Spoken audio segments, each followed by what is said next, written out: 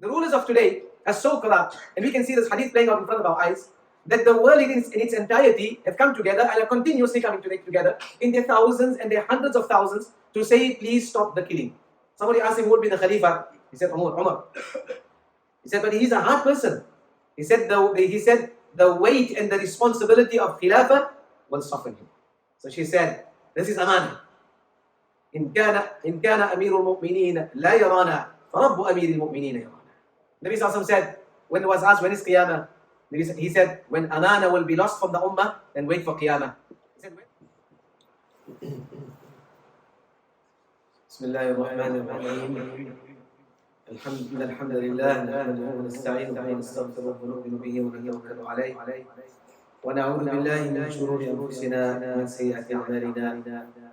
من يهديه الله فلا مضل له ومن يضلل فلا هادي له ونشهد أن لا إله إلا الله وحده لا شريك له ونشهد أن سيدنا ومولانا محمدا عبده ورسوله. أما بعد، قال الله تبارك وتعالى في كتابه المجيد وفرقانه الحميد: بسم الله الرحمن الرحيم. إن الله يأمركم أن تؤدوا الأمانات إلى أهلها. صدق الله العظيم. أما بعد.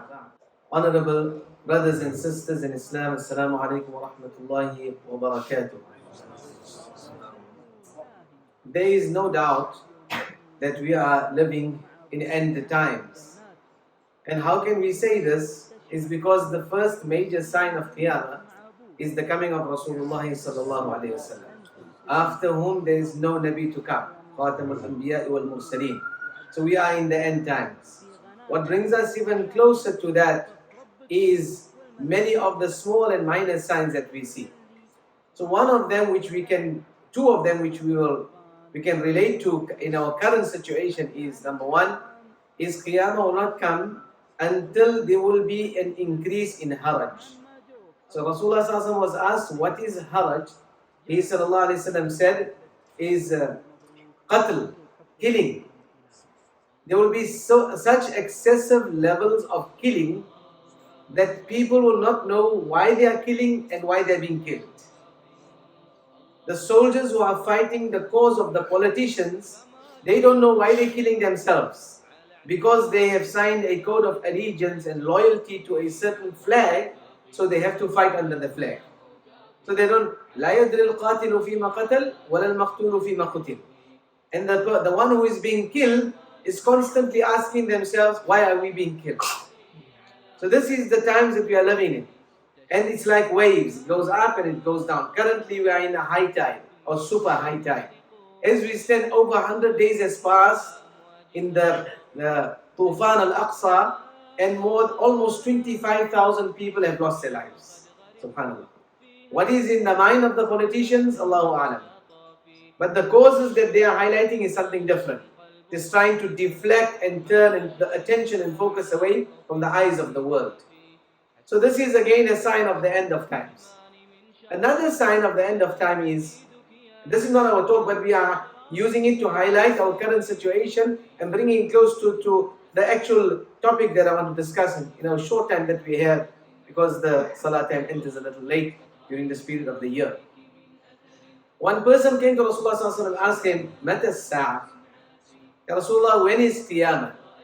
So Nabi sallallahu alaihi wasallam said, إذا وضعت الأمانة إذا ضيعت الأمانة فانتظر الساعة. When amana is lost, when we say amana, to an immediate understanding comes to the mind of a believer. Leave it at that. When amana is lost, فانتظر الساعة, then wait for Qiyamah. So he asked Rasulullah, وكيف إضاعتها? O Nabi of Allah, how will amana be lost? Closer to the end of the times, how will amana be lost? This is something very profound for us to understand. We can apply this portion on a macro level in what we are seeing today, and on a micro level as well. Rasulullah sallallahu alaihi wasallam said, إِذَا وُسِّدَ الْأَمْرُ لِغَيْرِ أَهْلِهِ فَانْتَظِرِ السَّاعَةِ. When matters of leadership or rulership, people who are in charge, when it is placed at the wrong position, or when places of position are given to incompetent people or not the rightful person, then wait for Qiyamah. Yusuf alayhi salatu wasalam, at the time he saw that on the treasury there wasn't the necessary competence and there wasn't the necessary amana to discharge that position and to look after the position of the treasury of Egypt. Hence he said and he asked, Ij'alni ala khaza'il al-ard. Place me on the treasury of Egypt. So when matters of position or places of position will be given to people who are not the rightful owners of that, then wait for Qiyamah. You just have to open your eyes slightly and you look around the world today, with the exception of maybe a handful you perhaps can count, perhaps. The rest of the rulers that are around us today, none of them deserve that position. Either they are incompetent, or they have nefarious intentions, or they are people who do not have amana. You know what happened just the other day with somebody who stole from within the caucus of the MPs. It could be a personal grievance and it could be a personal issue. But again, who are we electing and placing in those positions? Previously, there would be a thorough process. There will be a thorough process of who you will take your source of knowledge from and who will be in your position, the places of position. Today it's those people who are the most loud and proud and obnoxious that will be placed in those positions. The rulers of today will spare no effort and no dime or dollar to be able to fight for those positions, despite the law trying to push them down and saying that you are indicted for X, Y, and Z, but they are still fighting for those positions. The rulers of today are so corrupt, and we can see this hadith playing out in front of our eyes, that the world in its entirety have come together and are continuously coming together in their thousands and their hundreds of thousands to say, please stop the killing. And yet they will say, no, we have to continue killing. Hundreds of thousands of people are gathering. You can see the level of leadership and rulership that we have on a macro scale, and I'm talking of the politicians around us in the entire world. That please stop the killing. We have to go to an international court to fight the case. Just stop momentarily, just stop little bit, ceasefire. We have to fight the case. This is the time that we are living. Excessive killing, and amana is placed in its wrong place. Recently, my parents were here and we took them around a little to visit the country and to do some sightseeing. And something which we kind of took for granted and take for granted all the time, locally here for us in New Zealand, that we enjoy. And when people from overseas come and they marvel, we also, when we came, all of us experts, when we came first time, then we would have seen these things and we would have been amazed by it and marveled by it. When they did a study a few years ago and they said, and this is my topic for today is on amana, the concept of amana. So a few years ago when they did a study and they said the country which has the most values or Islamic values that commonly are being practiced, whether they are Muslim countries or not, or Muslims or not, is the first number one came on top was New Zealand. So when you drive around, you will see, for example, these honesty boxes. You drive around and you see this honesty box, they're selling some apples or some fruits or stuff like that. I came across one now just the other day, they were selling honey. So you stop on the side of the road, you have some cash, you put the cash in, you take your stuff and you go. Honesty box. Because we are living and we see so much of these things, we take it for granted. The concept of having a self-checkout. Anybody who comes from any country besides New Zealand will understand that the concept of self-checkout doesn't exist anywhere else in the dunya. Because you have to have such a level of amana and trust. And we know that, mashallah, tabarakallah, may Allah keep it and increase it, we are constantly being dealt with from our superiors on a certain degree of amana and trust. When that amana is violated, then the government takes you to task. They open up the immigration and you'll have some rotten eggs taking advantage of the immigration. They'll all open up certain laws of tax, some rotten eggs will take advantage, and the list goes on and on. But they always deal with you with amana. Honesty boxes we talked about. The self-checkouts. Car ownership in this country is even easier than our neighbors.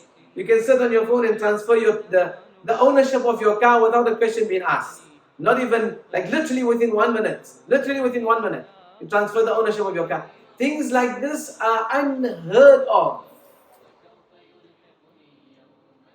And when we see stuff like this, then it gives us a degree and a level of hope that inshallah, there is some khair, at least if it's not globally, then locally.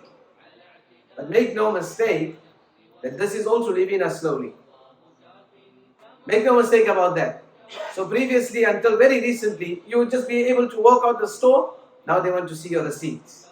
That means that amana is being removed. And people are stealing from that amana. People are deceiving in the amana. So now they want to see your receipts. And you'll have somebody standing there at the self-checkouts just to make sure. And on the honesty box, some of them will have a camera system. So collectively it's still there, but the trust levels are being reduced. Why? Because people are taking advantage. And again, this is a sign that slowly, it is when amana is removed, then qiyamah is closed. When amana is removed, we heard the hadith of Rasulullah, when amana is removed, then qiyamah is closed. We as the Ummah of Islam, we as reciters of La ilaha illallah Muhammad Rasulullah, the followers of Rasulullah ought to display the highest levels of amana. And when amana is at its peak, then we will see nubuwah.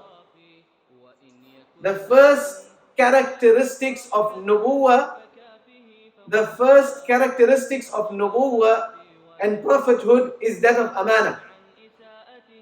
Abu Sufyan was asked by Raqal, does he deceive you? He said, no, he doesn't deceive. Then he said, this is the characteristics of a Nabi.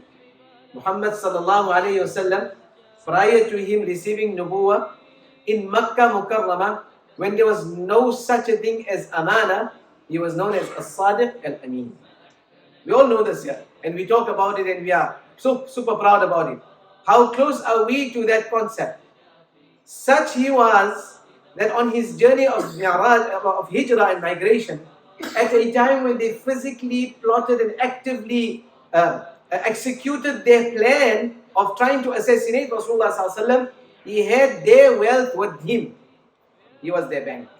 He was their mustawda. He was their storage king. At a time when they are literally physically plotting to assassinate him, and they executed their plan. I'm going to kill you and you will look after my wealth. You'll be the one and I'm still going to kill you. This is in reality. He sallallahu alaihi wasallam left and he made sure he discharged the amana. He put Sayyidina Ali radiallahu anhu in charge. He said, after I'm gone, make sure each person gets the amana.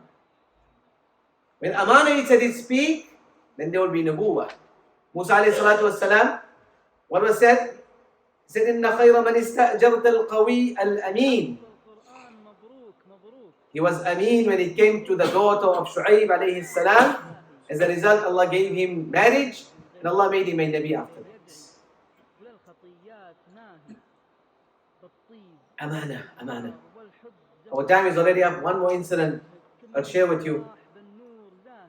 Amir al-Mu'mineen Umar radiallahu anhu, it was his practice. And he was, when we talked of the macro level, of how corrupt our leaders are, but we also need to ask ourselves and be serious and genuine to ourselves that how trustworthy are we? Am I the rightful person in the position that I am in? Did I fight for it or not? Did I fight for that position? How much of campaigning did I do? Or was it brought to me and said to me, please, you are the rightful person, you take on this task?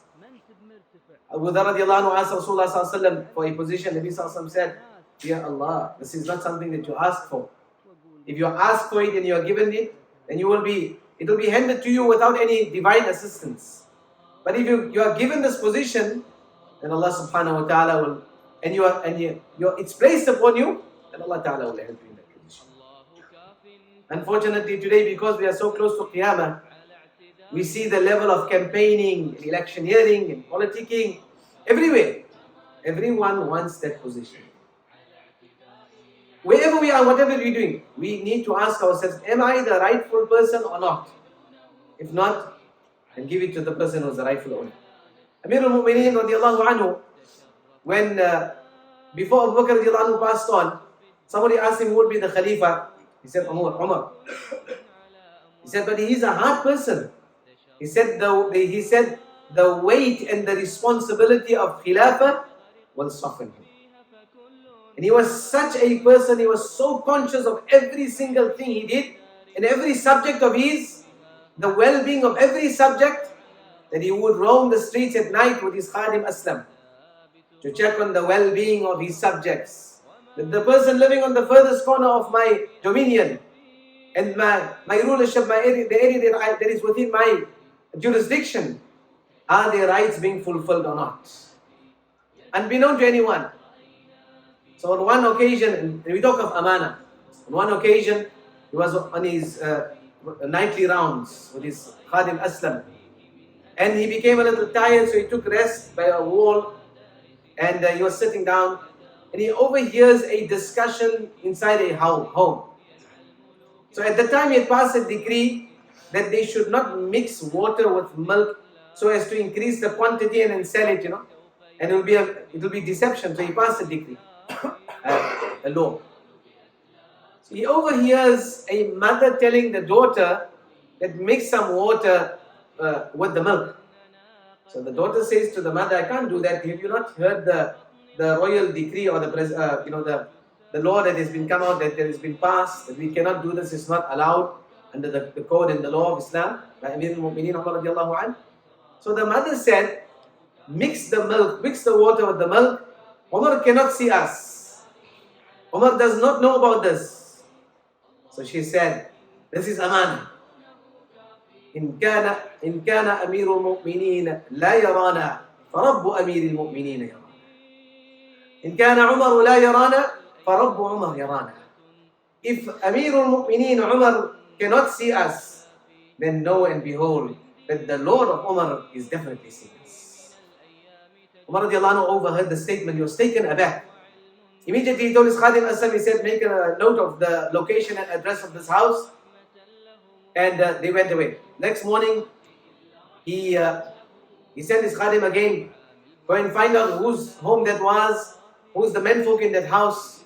He went and he found out there was no husband there was no male figure in the house, it was just a mother and daughter.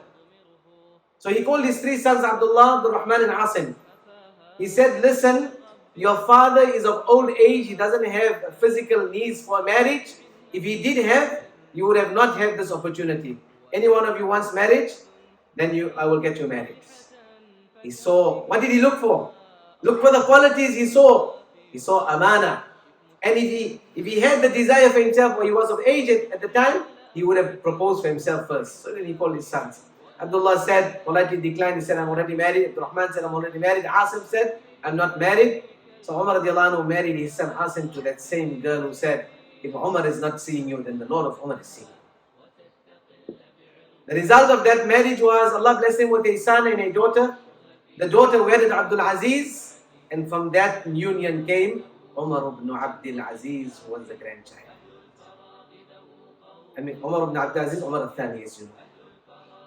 So again, we'll end off with this. When is Qiyamah? Nabi Sallallahu said, when it was asked, when is Qiyamah? He said, when Amana will be lost from the Ummah, then wait for Qiyamah. He said, when will Amana be lost? إِذَا وُسِّدَ الْأَمْرُ لِغَيْرِ أَهْلِهَا فَانْتَظِرِ السَّاعَةِ. When Amana will be placed in its incorrect areas and positions, then wait for Qiyamah. May Allah subhanahu wa ta'ala bring us back to those glory days. May Allah subhanahu wa ta'ala help our brothers and sisters in Palestine, and specifically in Gaza, and remove the tyrants of the dunya. وآخر دعوانا الحمد لله. وإسرافي الله كافٍ فما لدون